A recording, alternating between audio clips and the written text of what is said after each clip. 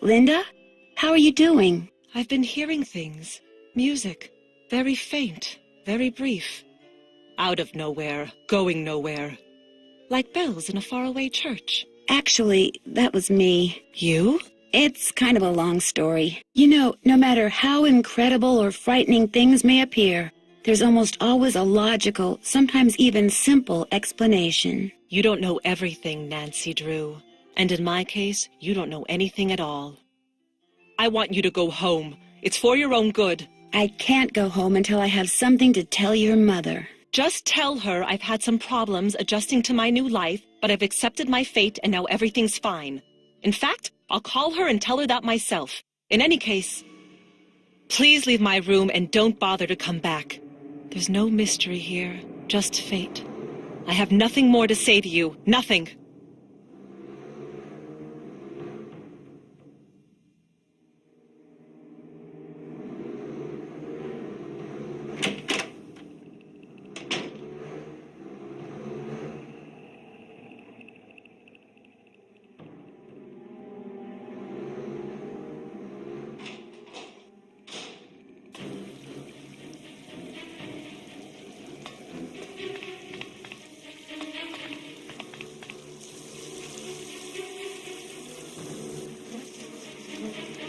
Yes? Do you have any idea why Hugh and his first wife got divorced? Well, that is quite an inappropriate question. But since you asked, Hugh and Renee did not heed my advice and ended up marrying ever so young. Far too young. People grow in strange ways as they get older, and all too often they grow in different directions. Jane was inconsolable after the divorce, but she's responded quite well, especially after Hugh remarried. Why did you put that charm above Linda's door? What? I fail to see why that is any of your concern. But if you must know, I was only trying to help Linda. Oh, I am at a loss as to what to do about her. A complete loss. Sometimes extraordinary situations require extraordinary measures. I thought that perhaps a charm would help. Whatever it is that's plaguing that poor thing. Goodbye. Run along.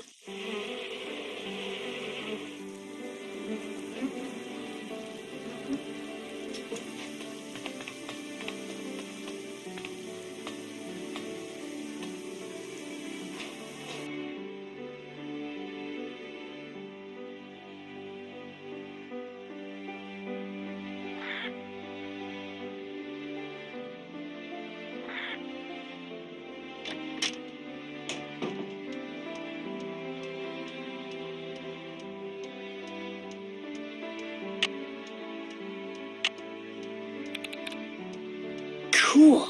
There are symbols in that mural that I couldn't see before.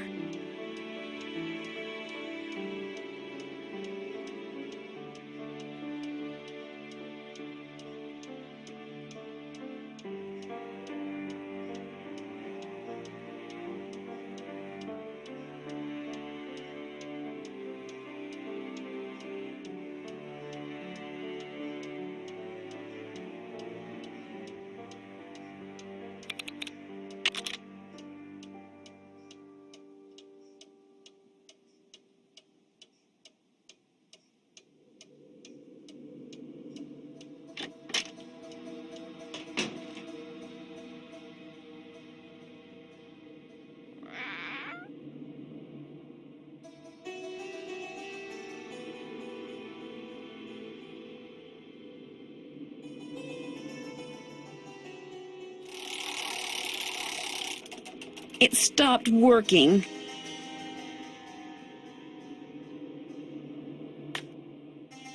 I need something to wind it up.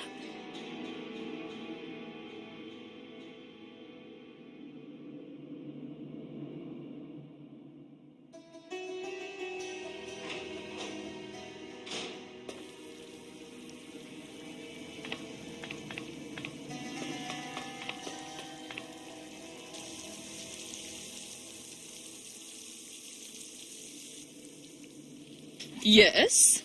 I'd like to play the card machine in the Great Hall, but it's broken. It's not broken. I removed its crank, as it was proving to be too much of a distraction for Jane. I suppose I could see where it's gone to. But in the meantime, be a dear and do something for me, would you? Sure. Do you see that hodgepodge of plants over there? They're my prize seedlings. I had them perfectly arranged in that box, so I could easily move them about to catch the light. Unfortunately, Jane took all of them out when I wasn't looking, and now for the life of me I cannot get them back in the box so that they all fit. Why don't you give it a try while I see about that crank? If we both succeed, we shall both be happy, if you catch my meaning. Remember, they must all fit in that box!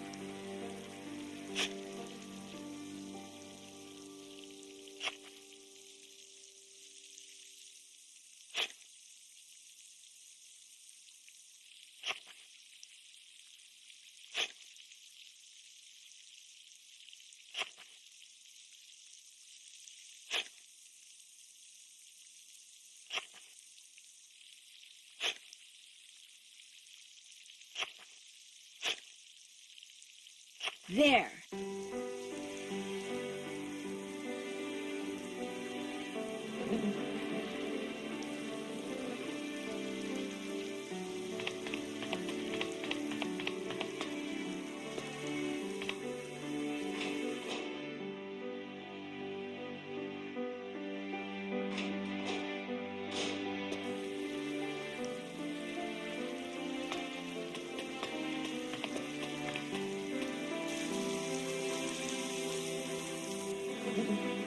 Yes? I managed to get all those seedlings back in the box. Wonderful. And I managed to find that crank. There you go. Great, thank you. Goodbye. Good day.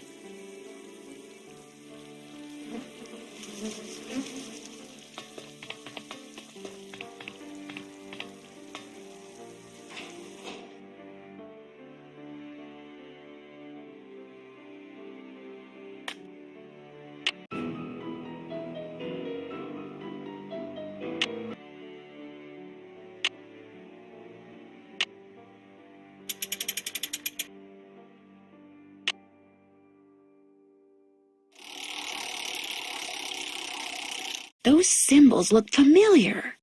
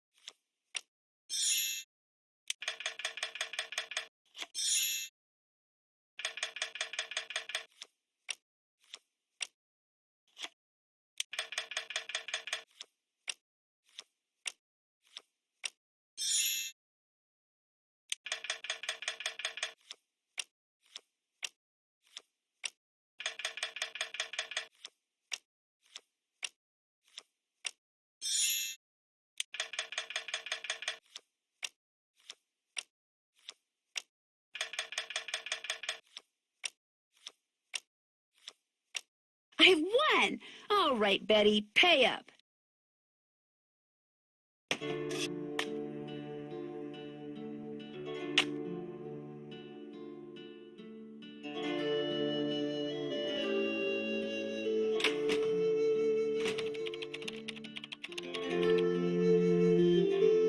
Ah, there you are. I'm sorry to inform you that I shall soon be leaving Blackmoor.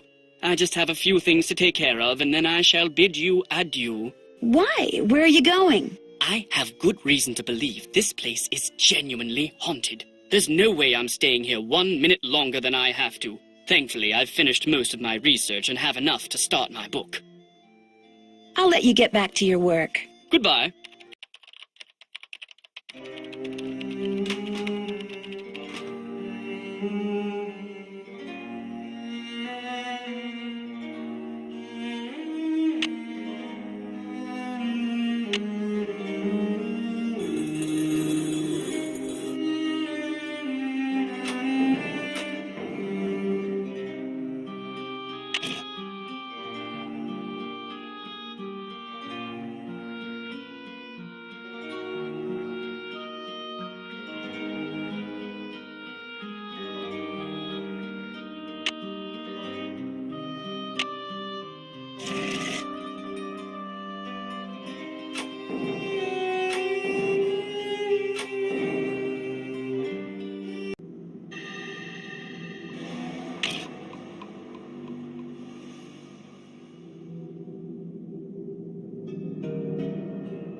Looks like a piece is missing.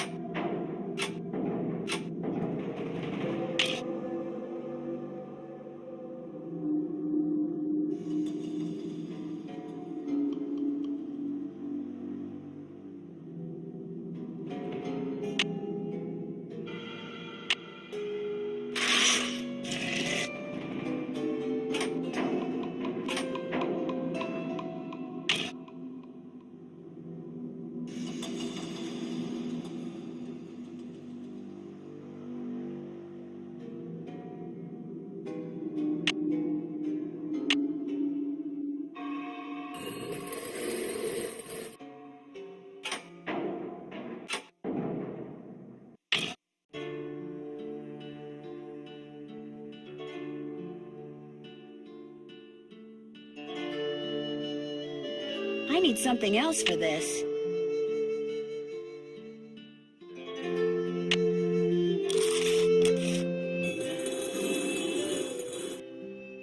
Sounds like I did something right.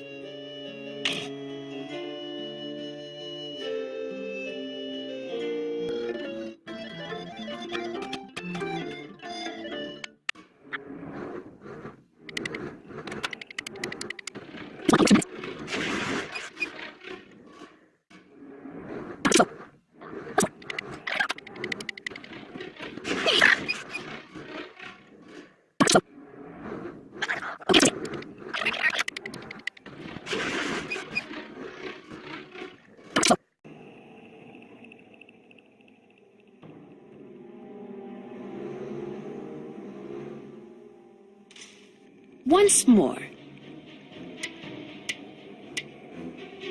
Felicity! The door! The door! Ooh.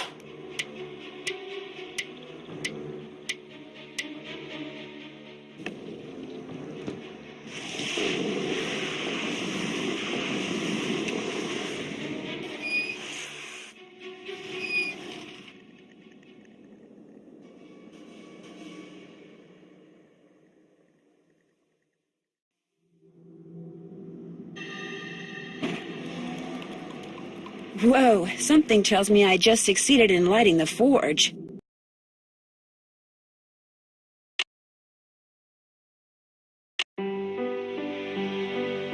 By pulling out different plugs, I can create different patterns in the mold.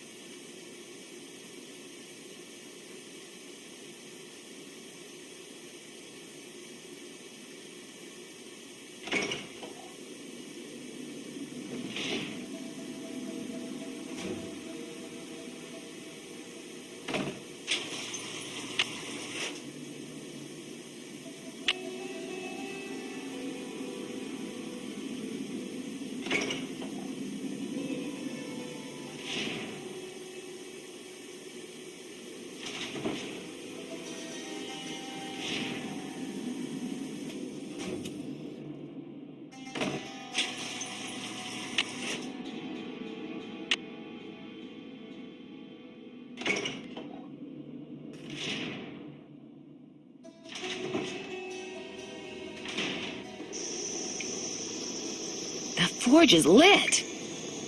Wow, molten metal.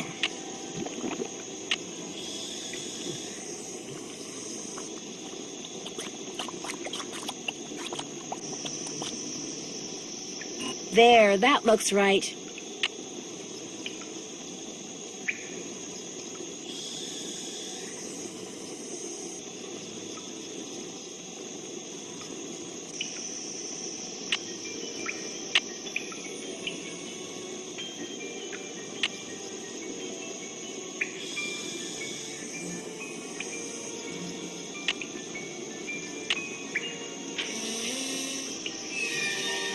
Whatever you just found, it's mine. I'm the Penguin, not you. Besides, I would have found it before you did if I didn't have to sit there all day learning all that other silly rubbish. What is that? That is the Pendleton treasure. A rock? 600 years of secrets and mystery and puzzles, all because of a stupid rock? No way. There must be something under it. No, don't touch it!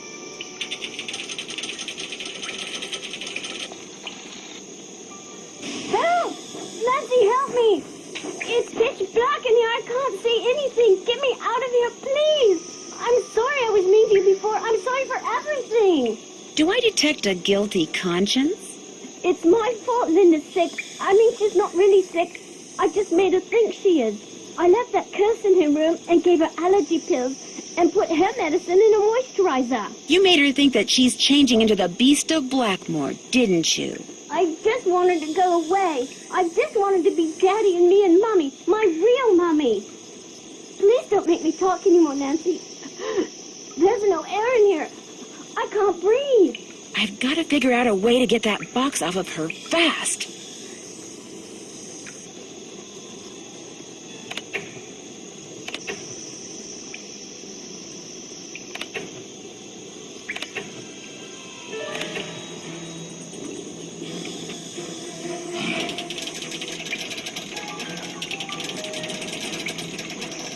Thank you. Dear Ned, well, there is a beast of Blackmoor. Jane. She made poor Linda think she was turning into a monster by putting her uncle's hair restorer in Linda's moisturizer. She also slipped Mrs. Drake's allergy pills into Linda's food so she'd feel woozy all the time. An extremely dangerous thing to do. Needless to say, Jane's father was very upset, especially when he found out Jane had done it because she still wants him and her real mother to get back together. After Jane apologized to Linda, and Hugh apologized to both of them, they all resolved to do whatever it takes to become a real family. As for Blackmoor Manor, ever since I told him about all the passageways and gadgetry I discovered, Hugh has become fascinated with his family history and has ordered Ethel to teach him what she's taught Jane. And while he doesn't believe for a second that the meteorite in that old alchemy lab has magical powers, he has encouraged Jane to come up with a puzzle to help ensure its safekeeping, just as initiates have been doing for centuries. Which reminds me, the Pendletons swore me to secrecy when it comes to all their traditions, so don't tell anybody any of this, okay? Nigel suspected something was up when he came to get his laptop and has been hounding me ever since. This is just the kind of stuff he'd love to include in that unauthorized tell-all he's trying to write. If he calls me one more time, I'm telling on him. To Mrs. Drake. That'll teach him. Ever yours, Nancy.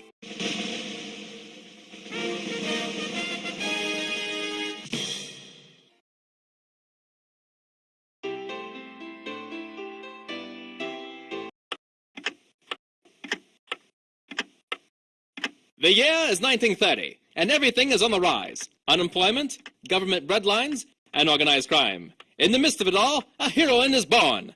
Armed with only a flashlight, a blue roadster, and a spirited resourcefulness, a 16-year-old detective will go on to inspire hope in the hearts of young girls and kisses upon the lips of evildoers everywhere. Her name? Nancy Drew.